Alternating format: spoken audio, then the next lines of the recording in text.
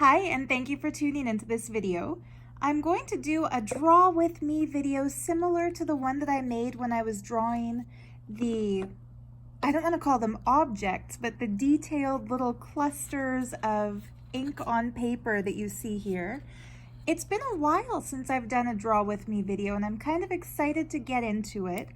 And since we are in the month of Veganuary, I figured it was only appropriate. Oh, I've got to take a ring off because just realizing that if I try to draw with a pinky ring, it totally gets in the way. But as I was saying, since we're in the month of January, which I am so happy to see has kind of become a pop cultural phenomenon of Veganuary, it just felt right to remake my video about why I'm vegan. I had a video with the same title and the same theme a few years ago. I deleted it when I purged my YouTube channel of all the videos advertising a fraudulent organization in India that I had gotten sucked into. And I'm kind of sorry. I'm kind of ashamed that it's taken me this long to remake that video because it's truly my life's greatest passion. It is the cause I feel the most powerful about. Yeah, so I'm just gonna get right into it. When I was a kid, my mom and I were going on a road trip to Consort, Alberta, where my Uncle John was living. And on the way, like, my mom was always kind of health conscious. I should clarify this with a timeline for you guys. I'm 36 years old. So when I say I was a little kid at the time, I would have been about 7 or 8. And that would have been in about 1992, 1993. I'm bad at math, but it was the early 90s. And since my mom was a little bit health conscious, she tried to avoid fast food. And so the only time we ever had takeout was if we were going on a road trip. So as a air quotes treat, she went through the McDonald's drive-thru on the way. I got, I think, a Happy Meal. She got whatever she got. And she told me that we would wait until we reached kind of a picnicky area somewhere along the drive to open our brown bags and eat our crap. And of course, at the time, I was excited about it because what non-veg kid doesn't get excited about a Happy Meal when that's a rare treat for them? Anyhow, when we finally reached a spot on the road where my mom decided, this is time to eat, a farmer had left the gate open, and there were cows literally like all over the road. This is rural Alberta, and for those of you who don't know, Alberta, Canada is kind of like Texas North. Our main industries here are oil and sadly beef. And I don't like the word beef because it's not a product, it's the corpse of a cow. Now, as a little kid self, I didn't really make that connection yet. So my mom said, because the cows were blocking the road, there was no way we could keep driving anyway. So she just turned off the engine. And instead of looking for a picnic area, we had our food right there. So I unwrapped my McDonald's burger, and at that point in time, I knew that meat came from animals, but I was very naive or innocent, and I assumed animals died of natural causes, and then their bodies were turned into meat. I couldn't even fathom the unimaginable, horrific cruelty that people would actually murder an animal to eat it. So as we unwrapped our food, again, air quotes food, I don't consider it food anymore, I casually asked my mom, what would happen if a cow dies out here in this street? How would the farmer find it to turn it into meat? And she asked me what I meant by that. And I said, well, like, the farmers keep cows in the gated area so that if one of them dies, they can easily make the meat out of it. But what if a cow dies over here? And she kind of laughed and she said, well, sweetie, the farmer doesn't wait for the cow to die and then turn it into meat. The farmer kills the cow. And in that moment, it's like, the only word I can use to describe it is I felt an intense culture shock. Like the thoughts that were swirling through my mind were so fast and so varied, and there were so many of them. I can't even really articulate it in words. It came as a wordless feeling of terror that everybody I had known my entire life, all the adults who I trusted, knew this and didn't find it worth telling me. It kind of felt like I had been fed a lie for my whole life, because people would tell me we should love animals, we should take care of animals. I had pet cats at the time who I absolutely adored. And suddenly I discovered that the species I was born into was enslaving and killing the other species. It was truly horrific.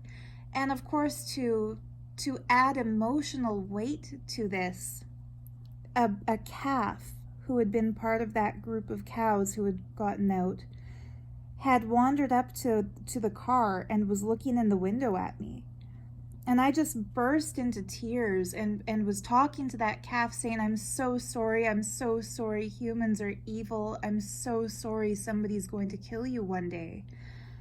And I still feel emotional thinking back to that moment, because looking into the eyes of that little animal, that little baby, and knowing there was nothing I could do to save its life, and knowing that there was a person out there who would kill it. It just, there are no words for how that made me feel. I've noticed that in the vegan community online, a lot of people are referring to what happens to farmed animals as a Holocaust. And I think that's the best possible analogy for what happens to animals on farms, especially the factory farms that are like imprisonment camps. And the fact that pigs are now being put into gas chambers to kill them, it's so obvious a parallel that I don't even know how anybody can see it otherwise. And I'm not inviting meat eaters or hunters or animal killers to my comment section to tell me why they think otherwise. In fact, I'm just gonna say this. I don't mean to judge or hate anybody, but fuck off. You know, if you want to argue against veganism here, because those of us who choose to be vegan see how certain food products that are not necessary to human health at all, we see how those products are causing harm to animals, death to animals, pain, suffering, misery to animals, and tremendous harm to the global environment. And we are making a conscious decision to change the world for the better through our lifestyle choices. Now, why the hell would anybody try to pick holes or find flaws in that? I completely understand that the research done for documentaries like The Game Changers may be biased because it was made by people who choose to be plant-based. However, I did not go vegan for health reasons. And this is a thing that I think a lot of vegans would love to clarify for those who don't know the difference. A plant-based diet is a diet. It is coincidentally the same as the vegan diet as far as nutrition is concerned and as far as food choices are concerned, but it's a diet for the sake of physical health, whereas veganism is a lifestyle choice for the sake of reducing pain, suffering, and death to animals. But I digress. I'll get back to my little story here. So as I was crying and feeling the culture shock, it was as if I realized, like, you got to think about people in Germany during the Hitler times, like during World War II era. Imagine like an Aryan-born kid whose parents are Nazis, living in a culture of Hitler Youth, living in a culture where the genocide against the Jewish people was normalized and seen as a good, necessary thing for the purity of the race, as they said, stupidly and evilly. Imagine how a person would feel, a little kid, like an 8-year-old would feel, if they found out that everyone they knew and trusted, everyone they turned to for advice, the people raising them and caring for them, were literally torturing and murdering other people just because of their cultural background and their religious beliefs. If that kid, I'm just gonna assume here, was a conscious, intelligent, loving person, that kid would suddenly feel like they were the one sane individual in a world full of monsters. And that's how I started to feel as a kid. I didn't know any other vegetarians at the time. Of course, the moment I discovered that animals are murdered for meat and that the cows don't die of natural causes, of course I wrapped the burger back up in its wrapper, tossed it back into the food bag, and told my mom, I am never eating meat again. And she got kind of mad. She said, no daughter of mine is becoming a vegetarian. You have to be healthy. And I said to her, and this is kind of a funny part of the story, I said, I'm not going to become vegetarian. I'm just not going to eat meat. And obviously that was a new vocabulary word for me. And of course, I definitely didn't know the word vegan. But what was kind of a cool synchronicity is that night, when we had reached my uncle's house, he had a barbecue planned for dinner. And I said, I just want the bun with vegetables and cheese because, again, I didn't know about veganism yet. And he asked why I didn't want a burger. And my mom answered before I could and said, well, she just decided she wants to be a vegetarian. And my uncle said, oh, that's kind of cool because this is where Katie Lang was born. And he pointed down the street to a plaque that was up commemorating her birthplace. Katie Lang is a fairly famous Canadian singer-songwriter who is one of the very first celebrity vegans I'd ever heard of.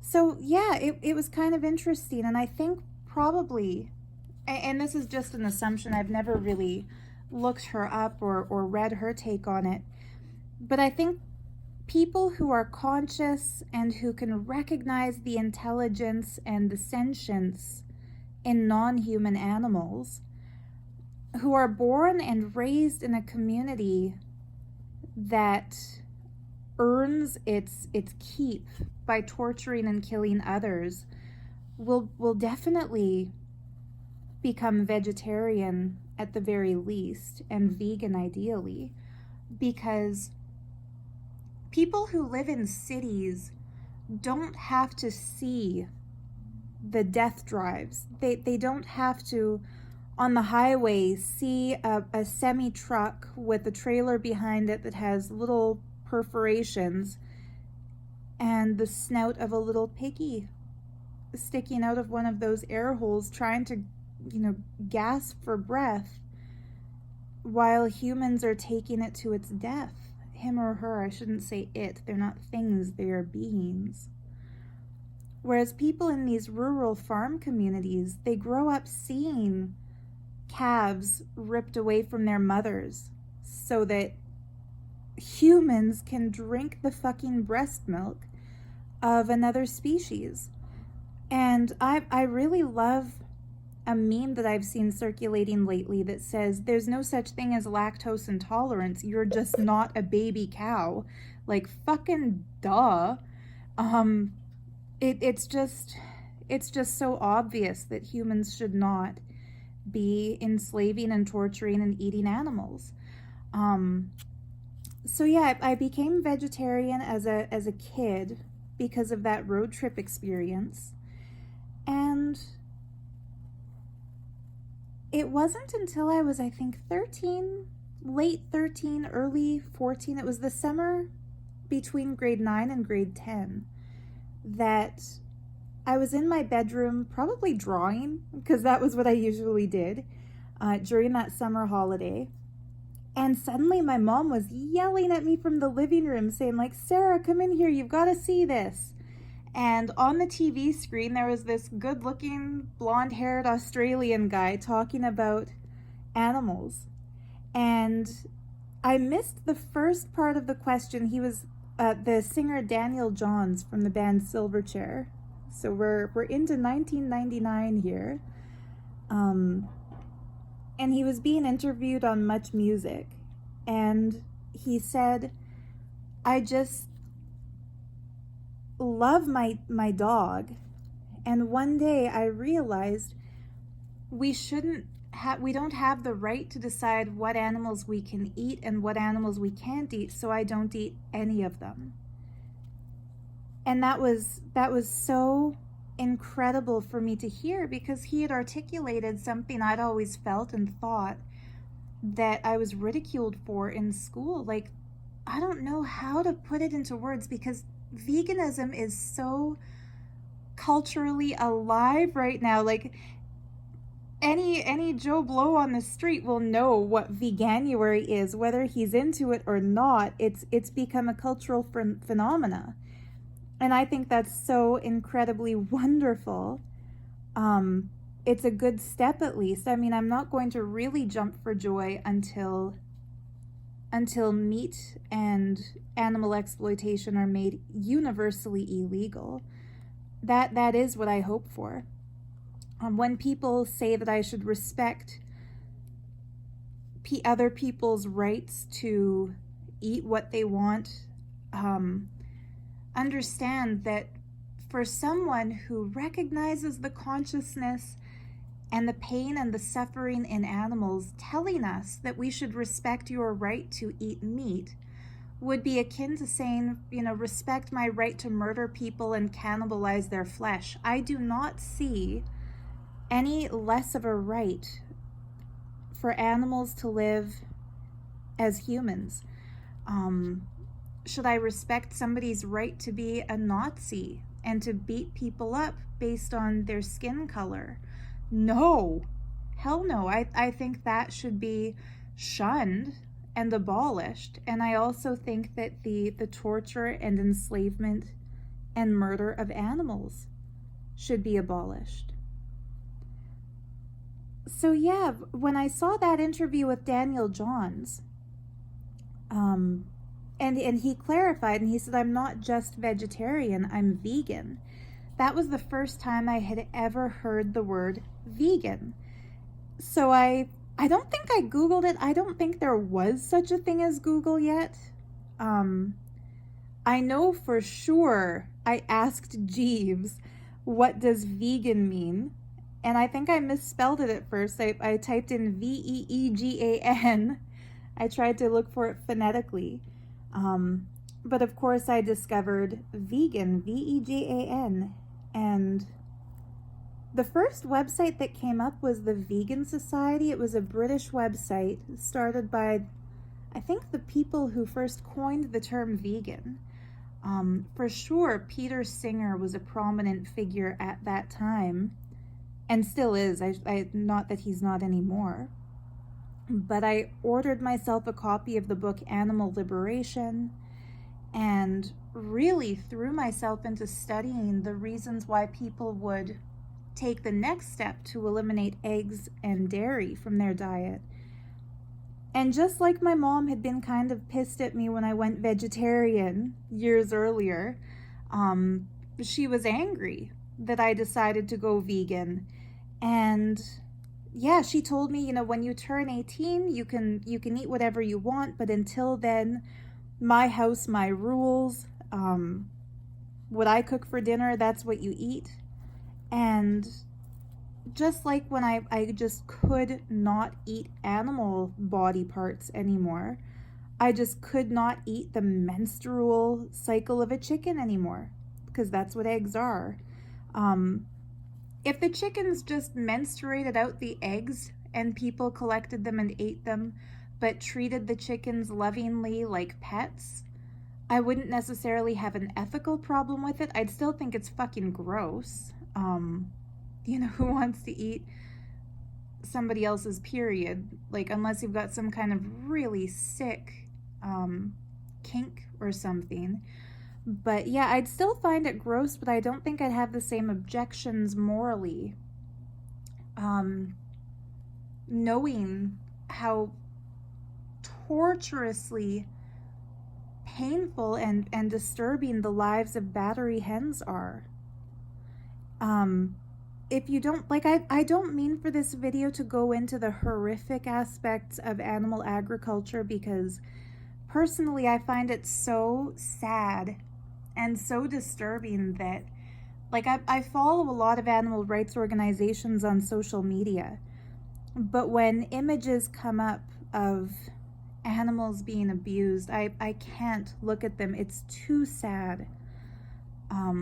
So without getting too graphic and gory, the lives of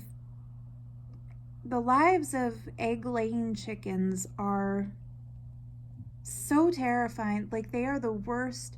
They live in battery cages, which are little cages so small that the chickens can't even turn around or stand up fully or spread their wings. And a lot of people don't get why that's so evil and cruel. So just imagine you have to live the rest of your life in a coffin. Like, lying down, you can't sit up, you can't stand up, you can't spread your arms out, you can't stretch your legs or wiggle your toes because there's not enough fucking room for it. Imagine the cramps, the bed sores, the aches. Some of these chickens, their dead bodies afterwards have marks like etched into their skin where the feathers stopped growing because the cage wires were pushing against them. It's gruesome and terrible. It's the worst imaginable kind of life.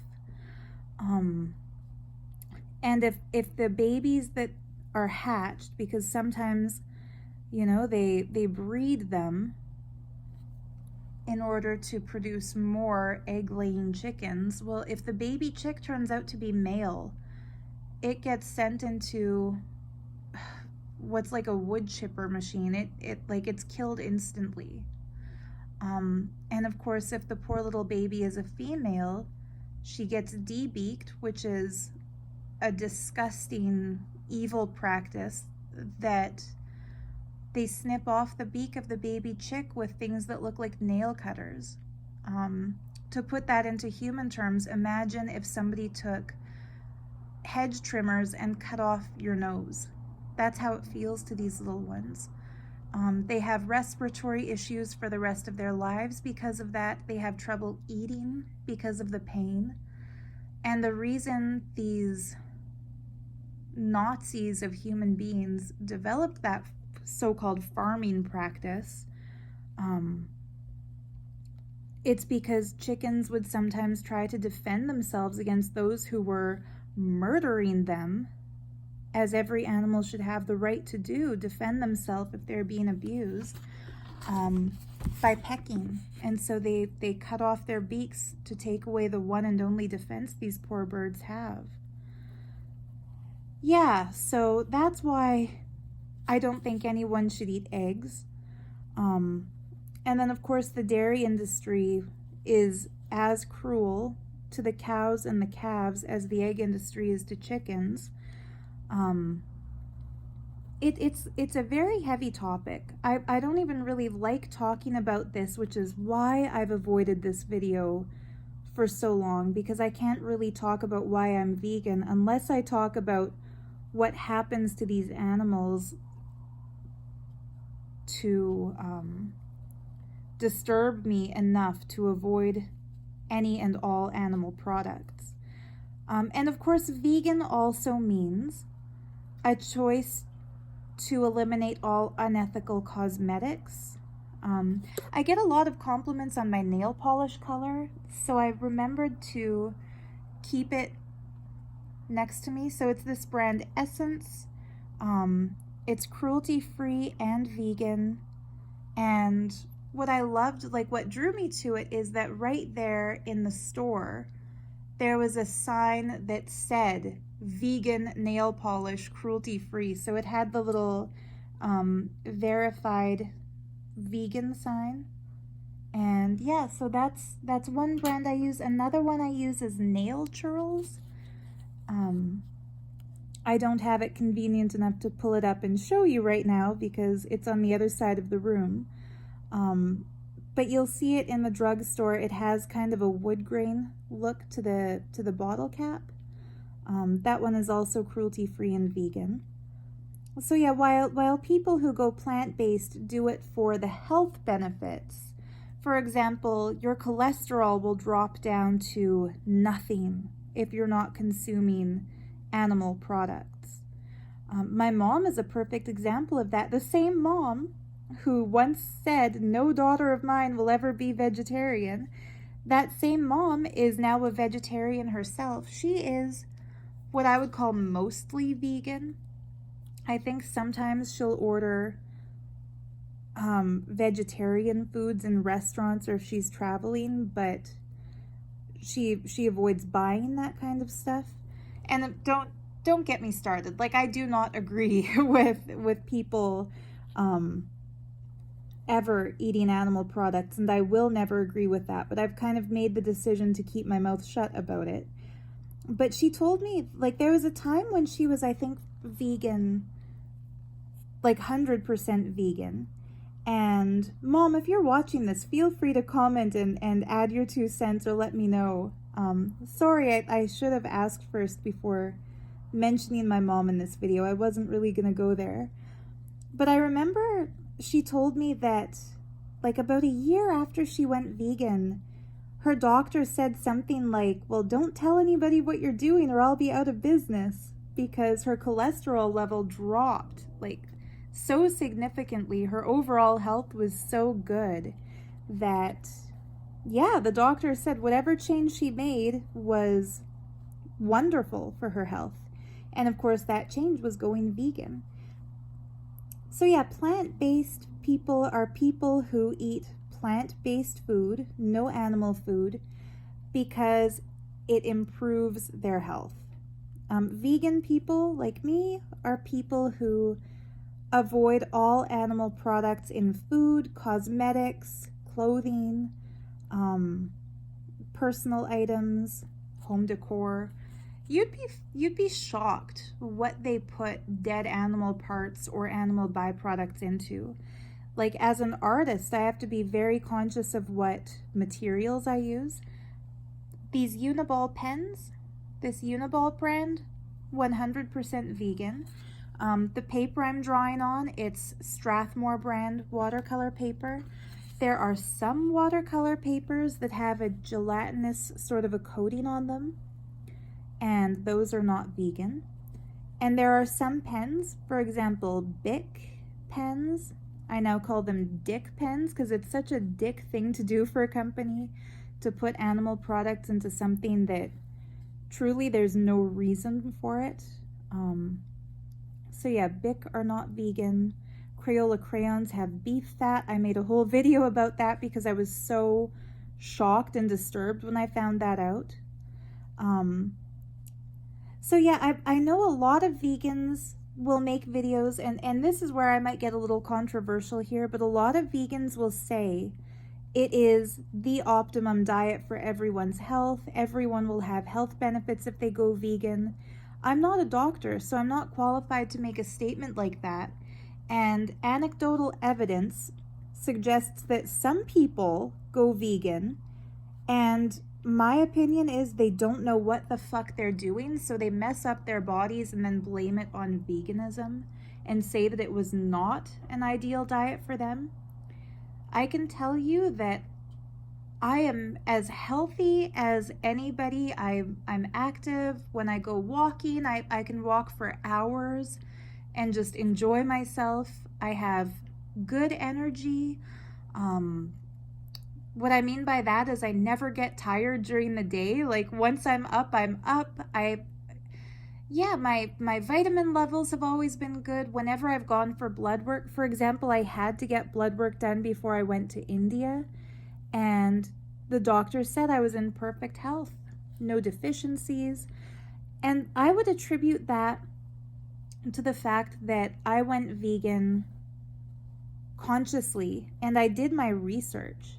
So, for example, to get a full protein, it's important to vary your protein sources. You get a complete protein by mixing a pulse with a grain. Pulses are legumes like beans, lentils, chickpeas, soybeans, of course, and grains, as you know, are wheat, barley, buckwheat, rye, spelt, which is my personal favorite. Pulses also include nuts and seeds.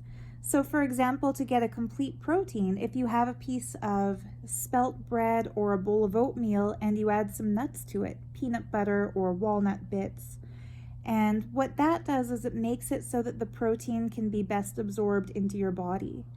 I always make sure to get some pulse and some grain.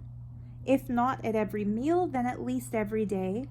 I've read some myth busting about that too, which is that you don't have to mix the pulse and the grain during the meal.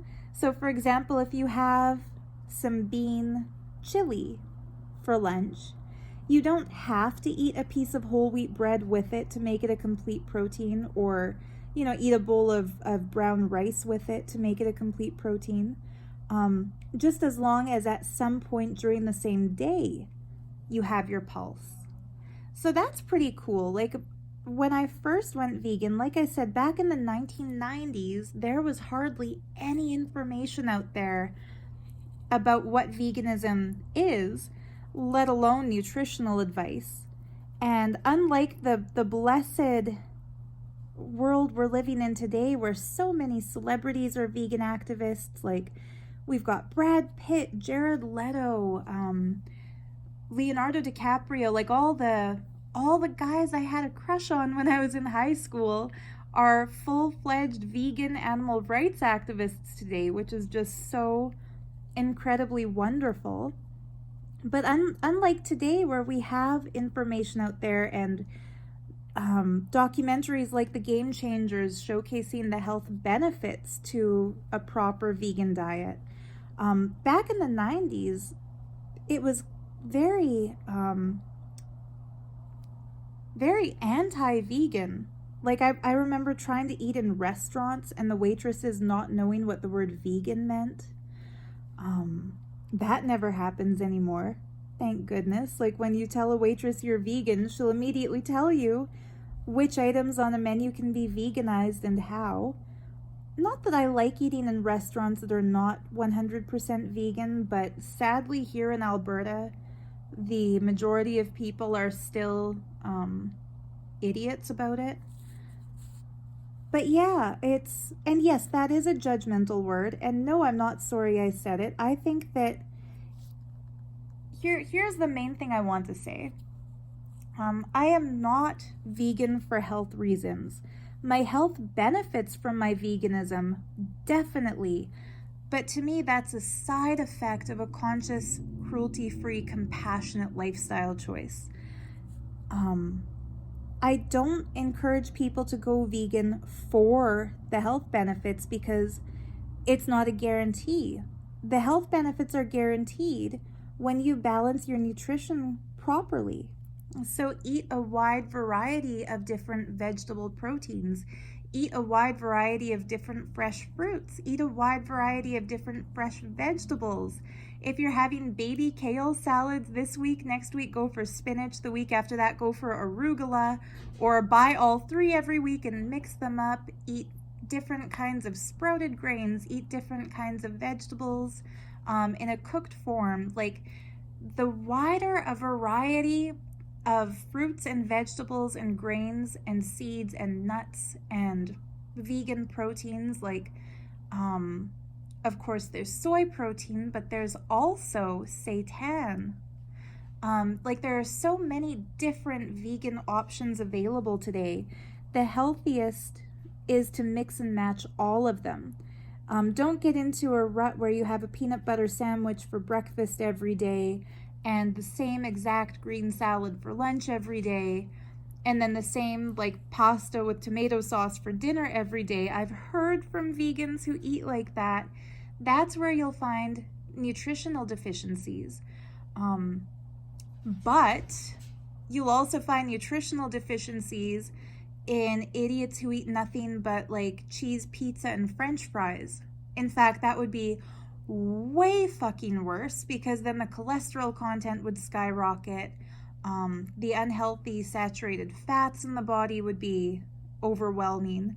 So I think an unhealthy vegan is still healthier than a healthy non-vegan. But if you're going to make the effort for the animals, you should also make the effort to make yourself as healthy as possible so you can stick around as an advocate for all animals as long as possible, and be an example to others that you can go vegan without compromising nutrition and flavor and variety. So anyhow, yeah, that's why I'm vegan. And yeah, it's for the animals. What's interesting, I should look and see if I can find... I know my voice just got quiet. It's because I turned away from the microphone. There was a card that I randomly pulled. Here it is. From a new Oracle deck that I bought for my stationery shop, so I can include cards whenever people buy a mystical sort of junk journal that I've made, or stickers that I make and print myself. I figure I always include a gift with purchase. So sometimes I'll include an Oracle card and put a sample of washi tape on it. Washi tape is this stuff here. This is a bad example of washi tape because it's kind of a boring pattern. Here's a better one. It's like masking tape, but it has a really pretty design on it, so you can kind of cut it into little pieces and use it like a sticker. Yeah, so this is washi tape. Isn't it pretty? So yeah, sometimes as a free gift with purchase from my shop, I'll put some washi tape samples for people on cards like this. And it works because they're glossy enough that the tape can get peeled up without leaving a residue or getting stuck to it. But I pulled this one up, and I decided to keep this one for myself in my own journal as a reminder to stand up for all animals. And it shows animal bond here. So there's a lady flying with what look like eagles, or geese. I think, actually, no, now that I look closer, it's all different types of birds that she's with. It's the artwork of the glorious artist Josephine Wall, who does a lot of mystical... I think I'm done drawing for now because it's getting to be an awkward angle. The sun is directly in my eye. You may have noticed earlier in the video that the sun was beautifully on my page. Well, the angle has shifted and now it is blindingly in my eyes. So I'll finish this drawing off camera later. But anyhow, yeah, the artist Josephine Wall, she does a lot of environmentalist art. She's made some beautiful paintings of Gaia protecting nature with the toxic human waste in the background kind of being pushed aside, as if to say it's time for us to consciously wake up to the impact we're having on the world and improve our relationship with nature. So I think it's really awesome to see that she's taken another step in her artistic journey, and she's now advocating for a better friendship with the animals with whom we share this planet. Humans love to pretend that they are the most intelligent species on Earth, and yet humans are the only species on Earth destroying their own environment, making the world less hospitable for their future generations. It's kind of like when you leave your house in the morning, you don't burn it down because you're going out. You preserve it. You make sure that your appliances are unplugged, I hope, and that your candles are blown out. You don't leave a fire hazard in your fucking house, because at the end of the workday, you're gonna want to go back home again, right? So the way humans are trashing the shit out of the environment, it's like burning your own house down. The oil and gas industry. Okay, this is a whole other tangent I'm going off on, but just suffice it to say, try to reduce your waste. Use everything you can. I'm not going to pan my camera to show you my craft area because it's looking like a hot mess right now, because anything I ever purchase, I'm sorry about the camera shaking, my cats are jumping up and down on the couch, so it's rattling things where I've got my tripod set up here. But yeah, I make a conscious effort. Anything I have that can't be recycled, I'll find a way to reuse it. So I encourage others to do the same. Just be conscious about the footprint that you're leaving behind in this world. So for me, one of the goals that I have is to leave this world a better place than it was when I entered it. And I'm not saying I'm great or I'm wonderful or I'm good. There are people like Greta Thunberg, people like Leonardo DiCaprio, people like Earthling Ed, who is the most articulate, powerfully spoken, compassionate vegan activist I can think of right now, who has a very non-aggressive, non-judgmental way of dismantling every argument against veganism. Like, there are so many people out there infinitely better at speaking for the animals than I am. And that's another reason I haven't made this video yet. I think I'll fill up the description box below with people I suggest you check out if you are vegan or if you're looking to become vegan. If you're vegetarian and ready to transition into veganism. First and foremost, if you are becoming vegan, my heartfelt congratulations and like COVID hug, like long distance hug across the kilometers or the miles. Just good on you. I am so happy for you. You will feel so much better about yourself when you cut out all cruelty from your lifestyle. You may have noticed I have some distractingly large pieces of moldavite here. These were gifted to me just the day before yesterday. There was a mysterious package waiting for me at the post office when I took my Etsy orders in. And when I brought that package home, I opened it up to discover a treasure trove of crystals, like a blue apatite crystal skull and a clear rainbow quartz carved in the shape of a heart and the statue of Krishna. One of my customers from my Etsy shop, who has really given me wonderful feedback about his purchases, the jewelry I've made, just decided to give me these unbelievable, like this honkin' moldavite is my new favorite pocket stone. I haven't let it out of my grasp since getting it. Anyhow, okay, there's another tangent. I'll do a whole video just about moldavite again in the near future, and another video about Arcturians again. The time has come for those of you who have been asking me for that. Yes, I'm ready. I'm going to redo that video as well. But I digress. The reason I decided to keep this moldavite visible in part of this video is that in the spiritual community, I've heard a lot of people say that they had always yearned for a mystical dream or a spiritual experience, for that clairvoyance to open, and that when they became vegan, the synchronicities started adding up. They started to actually experience the kind of things that they would jealously hear other people talk about. And, you know, if you're skeptical about that kind of stuff, that's fine. Maybe turn the video off. What I'm going to say from here on might not be for you. But if you're open-minded or if you're interested in this kind of stuff, listen on, because this will probably resonate. For me, I mentioned that I went vegan during the summer between grade 9 and grade 10. And it was during the school year of grade 10 that I had my vision of Kali, which was the very first time a Hindu deity ever appeared to me in a meditative state. And that's a whole other story. I know I've told this story at least 5 times on my YouTube channel. So I really apologize for the repetition if you've heard this story again. If you haven't, then I'm sharing it again right now. So sorry for the repetition if this is repetitive to you. But yeah, there was a night when I was in high school when my mom would always go to bed about an hour before me. I've always had the artist temperament where I feel the most productive in the nighttime.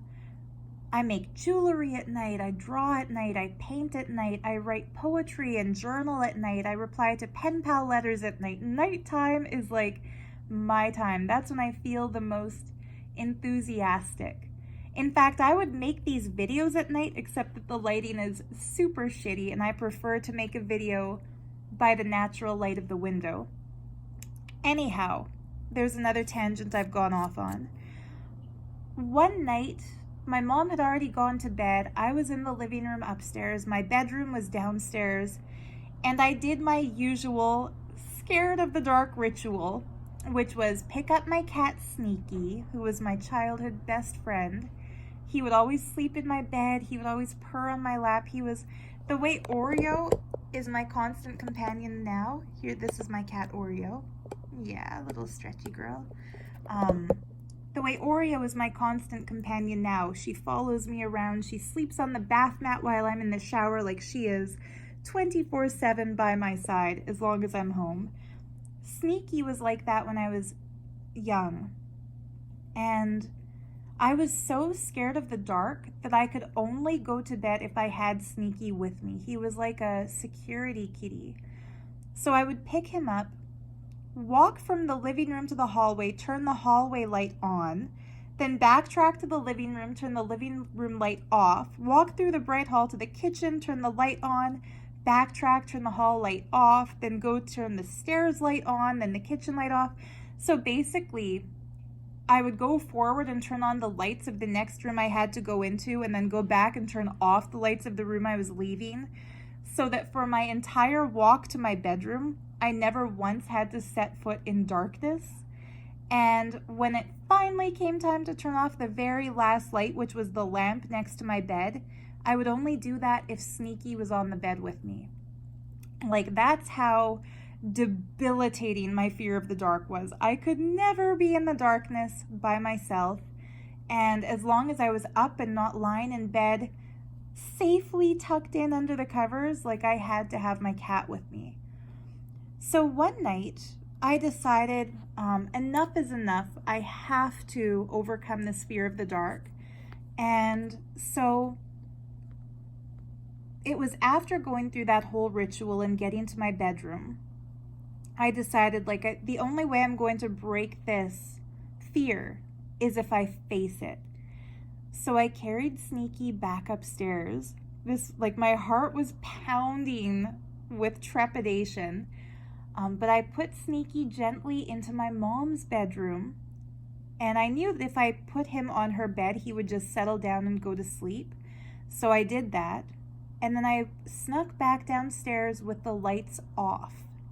And of course, there was a little bit of light coming in because the windows were open, so the street light from the boulevard outside of the house was, of course, illuminating the place enough that there was no tripping hazard or anything.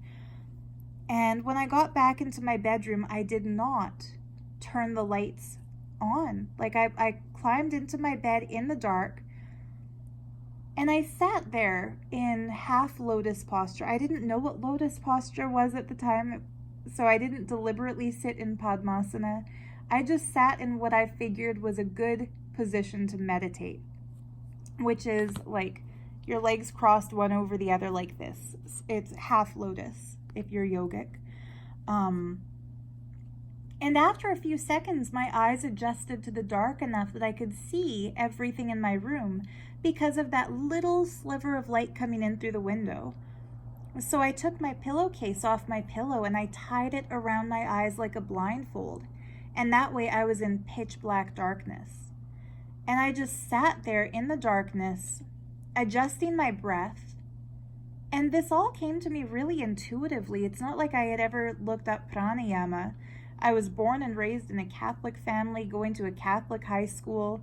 My mom was the local Alberta Teacher Association president for the Catholic district. My granddad was the director of curriculum for basically, I was born and raised as Catholic can be without any exposure to actual spiritual traditions.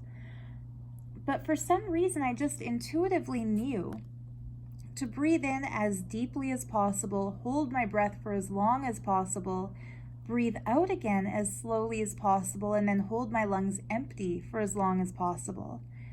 And this is a powerful form of pranayama that only years and years later, when I was in India, someone told me, there's a meditation to access Mahakali, who is the universal mother in the aspect of cosmic darkness. Darkness being like the womb from which everything is birthed, and darkness being the infinite into which everything will eventually return. And it was so cool because this person, not in the cult, thank God, this was in one of the temples I visited with friends while traveling, so I trust it as valid information. This person I met in India said, to access the Divine Mother, you do a form of pranayam where you breathe in deeply, hold your breath, breathe out slowly, hold your lungs empty. And that's what I did to overcome my fear of the dark. And I don't know how long into it this happened. It could have been seconds or minutes. But suddenly these two eyes appeared in my inner vision with a beautiful red bindi between the brows, heavily made up. Like there was the beautiful, I think of it as Cleopatra style winged black eyeliner. And as I was gazing into these gorgeous eyes, I just felt seen for the first time. Like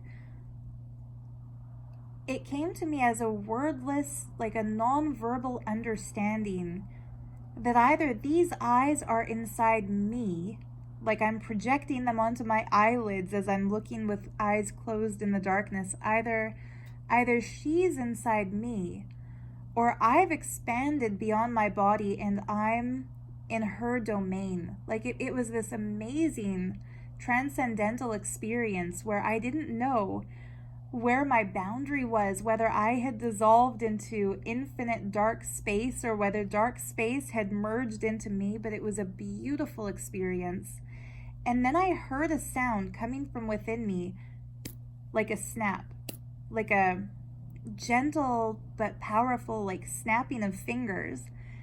And suddenly there was like a light shining under this woman, and I could see the details of her face, and she was strikingly beautiful, like so symmetrical and feminine and dainty but powerful. And she was surrounded by skulls. And they weren't like a garland. Like typically if you see a murti or a figurine of Kali, she's wearing a skull garland as described in the Vedic scriptures. But when I saw her, it wasn't a garland of skulls like a necklace where the skulls are beads. They were like an aura around her, framing her face. And they were glowing like crystals or like diamonds or like stars. And in that moment, it's like I had this primordial laugh from within because I realized I was seeing all of this blindfolded with my eyes closed. In other words, perceiving it from my skull And she's surrounded in these skulls floating around her. And I realized that's what I was. Like, my skull was one more skull in her entourage. It didn't come in those words. Again, it was like a non-verbal realization.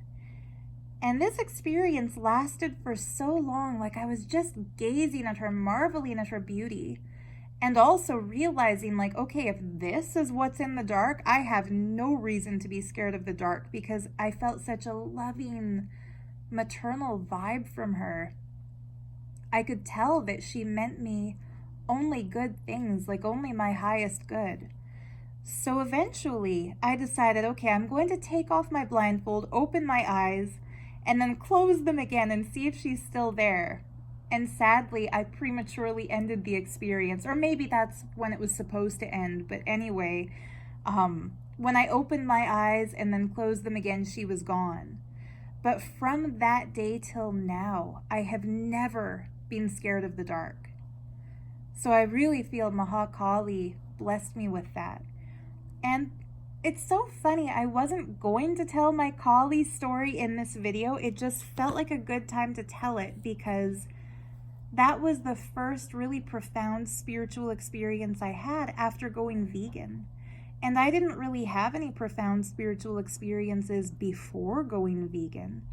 But as a vegan, I've had so many just beautiful, unexplainable things happen to me, synchronicities, that I won't say I attribute it to being vegan. I think it's kind of something that's part of a lot of our nature.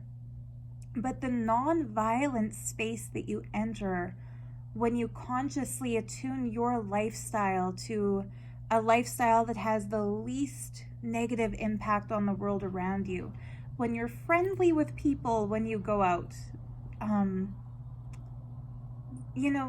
there's a lot to be said for just kindness in your interactions with other people.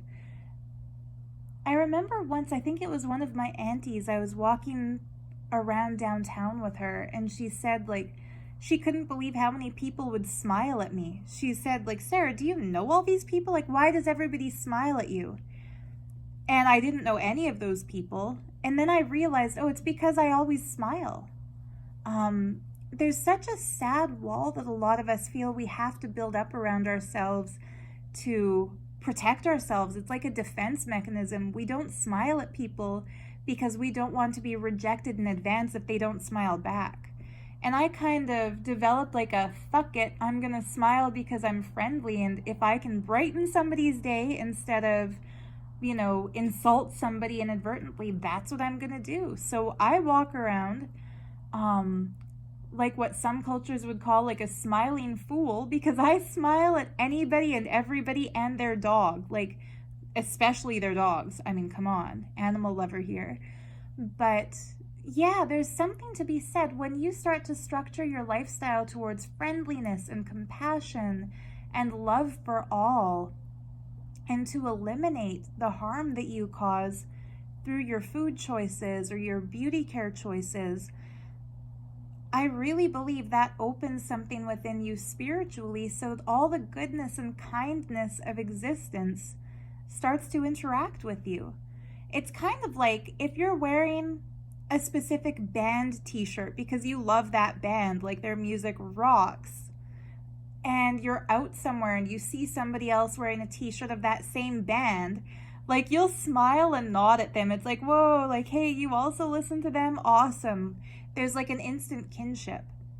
And I feel similarly, when you become vegan, you're making that declaration to yourself and to the world that you are a person who loves deeply, and you are a person who lives in resonance with your truth, that when you recognize the pain and the suffering caused by previous lifestyle choices, you're not going to hypocritically say, I love animals, petting your cat or petting your dog with one hand, and shoveling the corpse of a pig or a chicken or a lamb or any animal into your mouth with the other hand. Like when you decide to break that hypocrisy and genuinely show that love for all animals by treating all animals as what they are, animals, not products.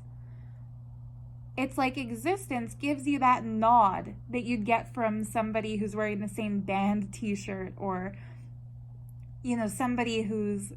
Here's another example. There was a time when I was working at a store called Turnabout on West Broadway in Vancouver. And there was a girl who came in to try on clothes, and there was just something familiar about her. I couldn't really put my finger on it. Like, I knew we hadn't gone to school together. I knew I didn't know her, but I just felt like I knew her. And she asked me. So she was obviously feeling it too. Like when she came out of the change room and she had her pile of stuff she was gonna buy, she asked me, like, do we know each other from somewhere? And I suddenly said, oh my God, I know what it is. You're wearing Moldavite. And I pulled the pendant out. Like, I was wearing a Moldavite pendant. It was tucked under my shirt. And I showed it to her, and she said, holy shit, how did you know? And then she reached into her top and pulled out her pendant, and she was also wearing a Moldavite pendant. And it's like the vibration of Moldavite is so intense that if you're sensitive to crystal energy, you'll feel it if somebody else is wearing one, even if it's tucked into their clothing and not visible. So kind of like how two crystal lovers will recognize each other in a crowd, when you become compassionate and you live by your principles, the compassion of existence is going to start showering on you in the form of synchronicities and in the form of just uplifting moods. It's like an your whole being gets elevated. And sure, sometimes it'll be fucking depressing if people call you names for being vegan. Like, I remember my high school friends, with air quotes, staging an intervention because they thought I had an eating disorder since I wouldn't eat the dead animals in the school cafeteria. Yeah, like, it sucks when people judge you based on your ethical decisions, or when bullies in the comment section on social media will start telling you about animals they've killed. Or, you know, one of my mom's brothers was the worst when I went vegetarian. Like, even though I was a little kid, he fucking bullied me and would take like a burger and a bun and just shove it in my face, like trying to get it to my mouth. It was so disturbing and disgusting. In fact, that same man, his wife accosted me a couple of Christmases ago and just bitched me out for talking about veganism at her family get-together, which was so bullshit because I hadn't even brought up veganism. There were other extended family of hers who I'm not even related to because she's an in-law, who had told me that they had recently watched The Game Changers and they were so inspired by the health benefits of these athletes and the information by those doctors that they had cut meat out of their diets, and that, like, I think once a week they went full plant-based, like full vegan, and they were really excited about the health benefits they'd experienced. So it obviously pissed off this jerk's wife so much that she felt the need to bitch me out. And I'm sorry, I know there are good things about these people, but when it comes to their ethical view of animals, I think it's just deplorable. Like, I've decided never to go to a family gathering at their place ever again. A couple of my cousins who witnessed her bitching me out for this thing that she made up in her own head that wasn't even happening, said that it was like horrifying. They couldn't believe somebody would corner somebody and just harsh them out like that for nothing. But I guess, like, now I'm doing the thing that she accused me of doing then, which is shit talking her. But I have other relatives who aren't vegan, and I'm not going to shit talk them because they have never cruelly singled me out and tried to make me feel bad for my ethical choices. Anyway, where I'm going with this, if you feel that desire to be vegan, but you're afraid that other people will judge you by assuming that you're judging them because of their dietary choice, or if you're being held back because you're afraid of the social impact it's going to have, like, what if you can't go out and eat with your friends anymore, or what do you do at barbecues, or like, what do you do at family feasts? Not that these things are happening right now during pandemic times anyway, but in fact, now is the best time to go vegan, right? Because you're just you with yourself and your food choices. But I can say, don't let that hold you back, because people like my mom, who wasn't into it at first, now she totally gets it. Like, she's had that inner shift on her own.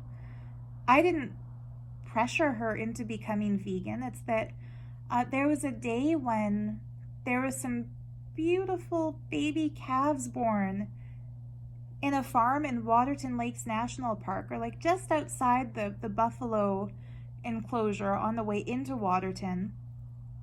There was a farmer's field with like adorable little baby cows with their mothers. And I was filming a YouTube video at that time, and I just stopped filming and said to these baby cows, like, I'm so sorry human beings are murderers. I'm sorry that you're going to be ripped away from your mother one day. I'm sorry your mother is going to be killed and then ground up into what they call beef and eaten. And I'm sorry that one day you're going to be murdered and eaten. And I was crying. Like, it's hard for me. I never get desensitized to the violence, because the violence never ceases to be disturbing and shocking and barbaric and unnecessary and cruel and sad. So if I'm out and I see a truck full of pigs on their way to a slaughterhouse, or cows in the field, like, I can't not feel sad about it.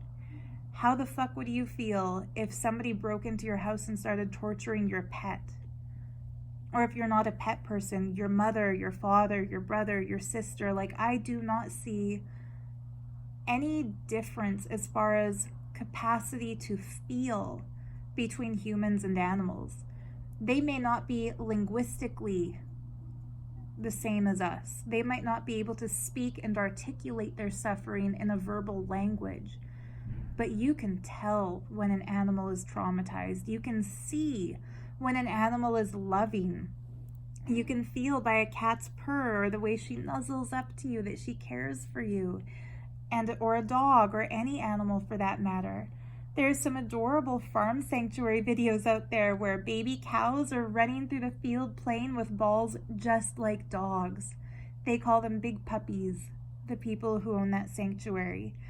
And pigs, like Esther the pig, who is this intelligent, beautiful creature who is living in a person's home just like a pet dog, only she's a pig, and she is clearly, I think pigs are 4 times as intelligent as dogs. And on memory tests and things, yeah, little girl, she keeps touching my Moldavite. That was a stretch, but the other day she was like fully batting at this one and dragging it and rubbing her face against it, which is hilarious, because there was a time I was packing up orders for my Etsy shop, just to go off on another tangent. I was packing orders for my Etsy shop. Yeah, say hi, Oreo. She likes it when the sun's in her eye. It's a funny cat thing where they sunbathe.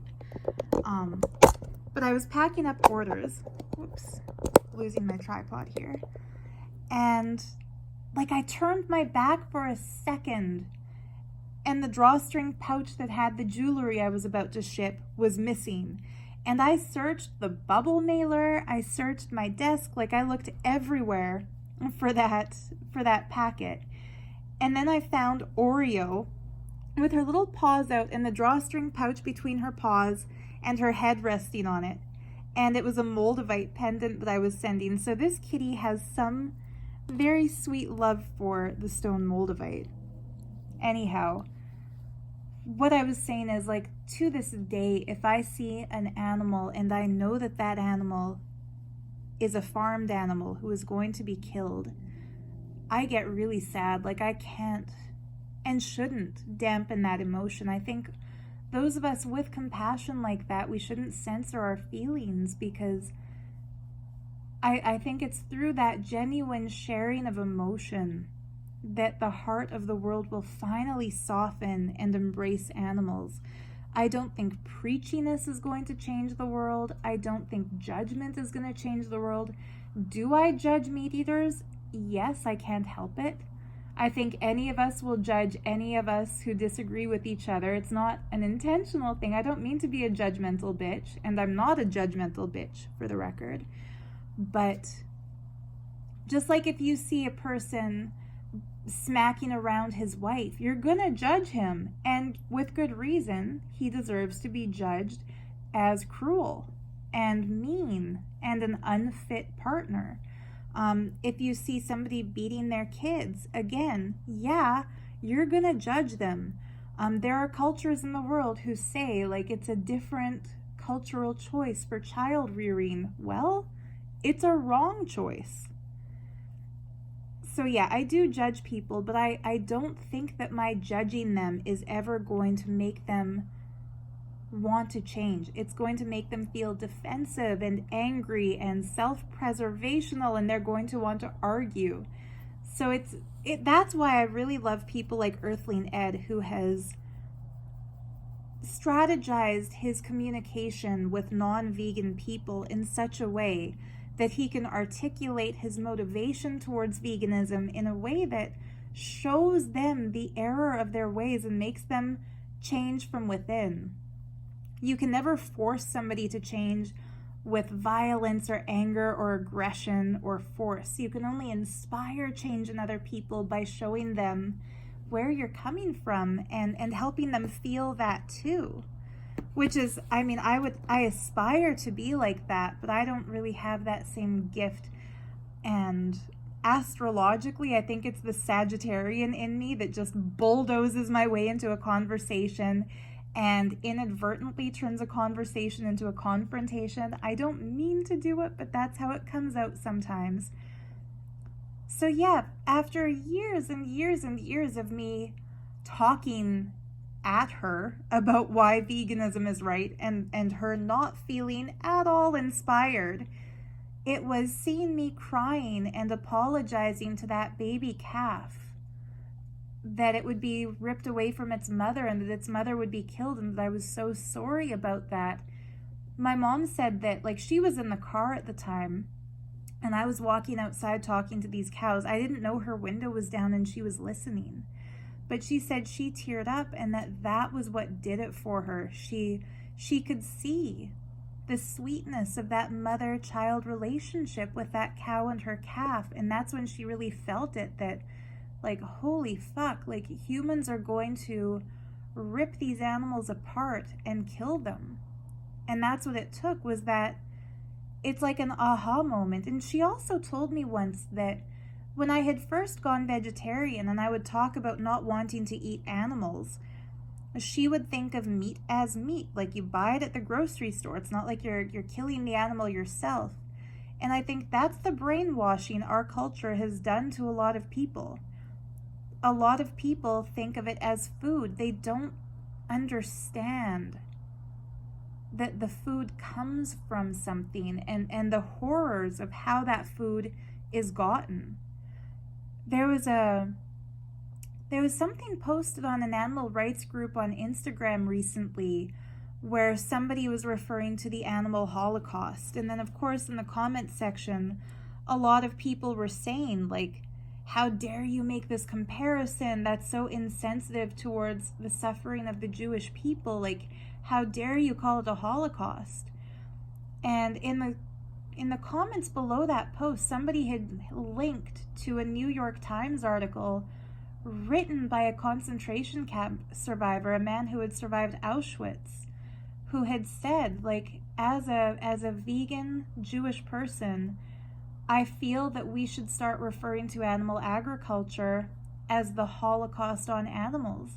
The very term, the comparison, was first coined by a person who survived those Nazi concentration camps.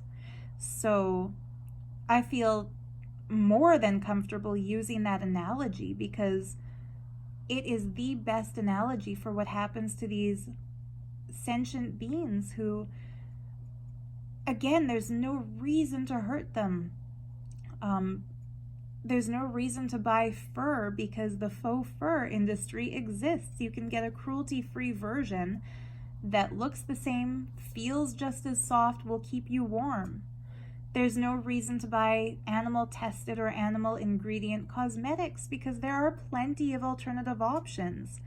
For people who like the taste of dead animal flesh, it's probably not the flesh that you enjoy. You wouldn't slaughter a cow and start ripping off its skin and chewing into its flesh. Like, you want it to be butchered by somebody. There's only certain cuts that you want to eat, and only if it's seasoned and cooked in a certain way. Like, humans are not natural predators when it comes to like our fingernails. Our fingernails wouldn't be able to tear the skin off another animal. We couldn't cut an animal's throat with our bare teeth. Like, we are not, and this is again where it gets controversial, but I believe we are not biological carnivores. We don't have the physical prerequisite for that. And I think the fact that so many of us are thriving in wonderfully good health on a vegan diet is proof. And those few individuals who claim they tried to go vegan and suffered health consequences, I would be willing to bet my money, I'd be willing to bet my crystals that those individuals did not properly balance their vegan diets. You know, going vegan and eating like Oreo cookies and white bread and French fries and just the same processed shit that you always ate, only without the meat, duh. Like, obviously you're not gonna go be very healthy. Or doing something ridiculous like eating nothing but bananas because Freely told you to. Again, you're probably not going to be very healthy. There was a perfect meme that I saw about this that said, person goes vegan, decides to do the maple syrup lemon juice cleanse, gets really sick and weak, blames it on the veganism, tells everyone you should eat meat. Like, that's the kind of shit we see happening all the time, is that somebody will go vegan and then go on a wickedly extreme, unhealthy diet. And instead of making the connection that it was the juice cleanse that they did, or, you know, the really restrictive thing they did, or all the processed junk that they were eating, they blame it on the veganism, which is sad. So yeah, watch the Game Changers just so that you can give yourself the proper health boost if you make this choice.